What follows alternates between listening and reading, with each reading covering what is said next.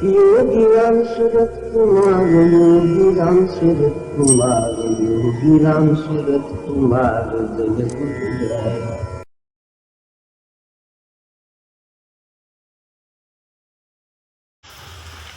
இன்றைக்கு பகவானுடைய உச்சிஷ்ட பிரசாதமாக ஒன்றை பார்க்கலாம்.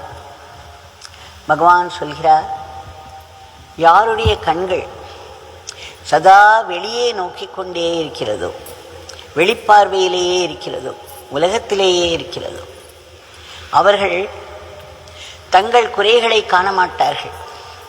மற்றவர்களுடைய குறைகளையே கண்டு, இல்லை என்றால் கற்பித்து, சதா அவர்களை பற்றியே விமர்சனம் செய்து கொண்டு அவர்களை விட தங்களை மேலானவர்களாக கருதி கொள்வார்கள். ஆனால் யார் ஒருவருடைய பார்வையானது உள்நோக்கி திரும்புகிறதோ, அவர்கள் தங்களிடம் உள்ள குறைகளையெல்லாம் கண்டு அவற்றை திருத்திக் கொள்ள முயற்சி செய்வார்கள். இறைவனுடைய துணையினால் அதில் வெற்றியும் அடைவார்கள். ஆக பகவான் சொல்கிறார், நம்மிடம் இருக்கக்கூடிய இந்த குறைகளை நாம் உள்நோக்கிய பார்வையால் மட்டுமே அறிய முடியும். அப்பொழுதுதான் நாம் அதை திருத்திக் கொள்வதற்கு இறை சாதனையில் ஈடுபடுவோம்.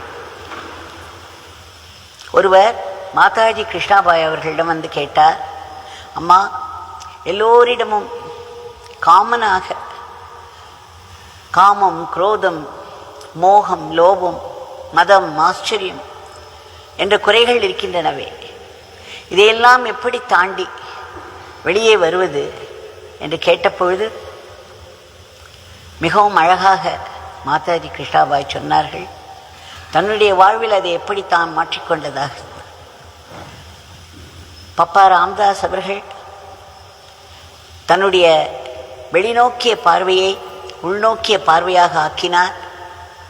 அதன் பிறகு இந்த காமம் என்பதானது இறைவனையே அடைய வேண்டும் என்ற பேராசையாக உருவெடுத்து விட்டது. அந்த இறைவனை அடைவதற்கு என்ன செய்ய வேண்டுமோ அதை செய்ய வேண்டும் என்று மனதில் உறுதி பிறந்தது. ஆக காமம் என்பது ஆசை. அந்த ஆசையை வெளி உலக பார்வையில், வெளி உலக பொருட்களின் மீதும் மனிதர்கள் மீதும் செல்ல விடாமல் இறைவனை உள்நோக்கினால் இறைவனிடம் அது ஒரு பேராசையாக மலர்ந்து ஒரு பெரிய சாதனைக்கு வழிகூட்டும். இப்படித்தான் என்னுடைய காமமானது இறைவனை அடைய வேண்டும் என்ற ஒரு பேராசையாக மிளிர்ந்து மலர்ந்து அந்த சாதனையை, நாமத்தை சொல்ல தூண்டியது என்று சொன்னார். பிறகு கோபத்தை பற்றி சொல்லும்பொழுது அவர் சொன்னார், என் மேலேயே என்னுடைய கோபத்தை நான் வளர்த்து கொண்டேன். நான் ஏன் இவ்வளவு மோசமாக இருக்கிறேன்? ஏன் என்னால் இப்படி நாமம் சொல்ல முடியவில்லை? ஏன் என்னிடம் இத்தனை குறைகள் இருக்கின்றனவே என்று என்மேல் நான் கோபப்பட்டு என்னுடைய குறைகளை எல்லாம் நீக்கிக் கொள்ள வேண்டும் என்ற உறுதி ஏற்பட்டது. ஆக மற்றவர்கள் மேல் மற்றவர்களுடைய குற்றங்களை கண்டுபிடித்து அவர்கள் மேல் வசைமாரியாக கோபத்தை வெளிப்படுத்துவதற்கு பதிலாக நமக்குள்ளேயே குறைகளை கண்டு அந்த கோபத்தை நம்மேலேயே செலுத்தினோமானால் இறை நாமத்தின் உதவினால் நம்முடைய உள்ள அந்த கோபமானது கரைய ஆரம்பித்து சாத்வீகமாக ஆகிவிடும். பிறகு மோகம் என்பது அட்டாச்மெண்ட், மற்றவர்களிடம் மற்ற பொருள்களின் மீதும் மனிதர்கள் மீதும் நாம் கொள்ளும் ஒரு விதமான மயக்கம். இந்த மோகம் நம்மை பல தவறான வழிகளில் செலுத்திவிடும். அவர் சொன்னார், இந்த மோகமானது திரும்ப திரும்ப இறைவனின் மேல் மோகத்தை எனக்கு கொடுத்தது. வெளியே மோகத்தை செலுத்தினோமானால் மனிதர்களிடம் எதிர்பார்ப்புகள் ஜாஸ்தியாகும். அந்த எதிர்பார்ப்புகளை அவர்களால் பூர்த்தி பண்ண முடியாமல் போகும்பொழுது அவர்கள் மேல் அது கோபமாக வடிவெடுக்கும், என்னென்னவோ வடிவங்களை எடுத்துக்கொண்டிருக்கும். ஆக இந்த மயக்கம் என்று சொல்லக்கூடிய இந்த மோகத்தையும் இறைவன் மேல் நாம் செலுத்திவிட்டோமானால் அந்த எதிர்பார்ப்புகள் இறைவன் மேலேயே வரும். அந்த எதிர்பார்ப்புகள் நமக்கு கிடைக்கவில்லை என்றால் அது நம்மீது கோபமாக திரும்பும். ஆக இது பலவிதங்களில் ஒன்றுக்கொன்று உதவி செய்து கொள்ளும். பிறகு லோபத்தை எப்படி சமாளித்தீர்கள்? லோபம் என்பது சேர்த்து வைக்க வேண்டும். நான் பணத்தை, பொருளை சேர்த்து வைக்க வேண்டும், பொருளை சேர்த்து வைக்க வேண்டும். Hoarding spirit. இது எப்படி ஆயிற்று என்றால், நான் அருளை சேர்த்து வைக்க வேண்டும், அருளை சேர்த்து வைக்க வேண்டும் என்று மாற்றிக்கொண்டேன். பொருளை சேர்த்து வைக்க வேண்டும் என்ற நினைப்பு போய், நான் இந்த சாதனை செய்யும் பொழுது எனக்கு இவ்வளவு மகிழ்ச்சி வருகிறது, இவ்வளவு திருப்தி வருகிறது, இதை நான் சேமித்து வைக்க வேண்டும் என்ற கிரீட், பேராசை எனக்கு வடிவெடுத்தது. அதோடு மன உறுதி சேரும் பொழுது அது ஒரு நல்ல இறை சாதனையாக ஆகிவிட்டது. அதே போல் மதம் ஆச்சரியம் என்று சொல்லும் பொழுது நமக்கு மற்றவர்களிடம் பொறாமை. நான் என் குருவின் மீதே பொறாமைப்பட்டேன் என்கிறார். பப்பா ராம்தாஸ் இவ்வளவு பெரிய நிலையை அடைந்தாரே, அந்த நிலை எனக்கு வரவில்லையே என்று அவர் மீது நான் பொறாமைப்பட்டேன். அந்த பொறாமை இறைவனிடம் நான் செலுத்தியதனால்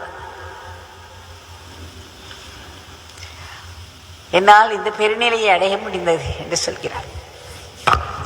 இதையெல்லாம் கேட்கும் பொழுது பக்தி நம்முடைய வாழ்க்கையில் கலந்துவிட்டால், நான் முன்பே பலமுறை என்னுடைய சத்சங்கத்தில் சொல்லியிருக்கிறேன், நாம் வாயால் பாடுவது அத்தனையுமே பஜனையாகிவிடும், வெறும் சாதம் பிரசாதமாகிவிடும். நடப்பதெல்லாம் க்ஷேத்ராட்டனம், அதாவது ஹோலி யாத்திரையாக ஆகிவிடும். குடிக்கும் தண்ணீர் கூட புனித தீர்த்தமாகிவிடும். இந்த பக்தியானது நம்முடைய வாழ்க்கையில் கலக்கும் பொழுது ஒவ்வொன்றும் ரசனை மிகுந்து எல்லாவற்றிலும் இறைவனையே பார்க்க முடியும். ஒருவர் மீது கொள்ளும் ஆசை, இதை நாம் காமம் என்று சொல்கிறோம்.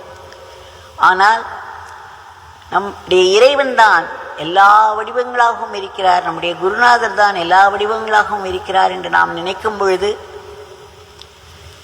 அந்த குருநாதர் மேலல்லவா நம்முடைய எண்ணமும் ஆசைகளும் திரும்பும். இறைவன் அல்லவா படைப்பின் பின்னால், படைப்பின் அழகை ரசிக்கும் பக்தர்கள் படைப்புக்கு பின்னால் இருக்கும் இறைவனின் அழகை நினைத்து பார்த்தோமானால், படைப்பின் ஒவ்வொன்றிலும் இறைவனுடைய அழகும், இறைவனுடைய ஆற்றலும், இறைவனுடைய அறிவுமே நமக்கு வெளிப்பட ஆரம்பிக்கும். அப்பொழுது இறைவனிடமே மோகம் போகும், தாபம் போகும், காமம் போகும், கோபம் போகும். இப்படி எல்லா விதமான வேண்டாத உணர்வுகள் அத்தனையும், உணர்ச்சிகள் அத்தனையும் பேருணர்வாக மாறுவதை காணலாம். ஆக நம் பகவான் சொன்னபடி நம்முடைய பார்வையை உள்நோக்கி திருப்புவோம்.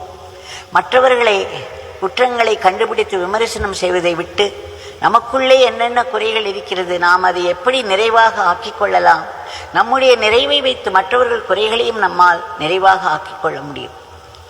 ஜெய் ரவிராம் சரத்குமார்.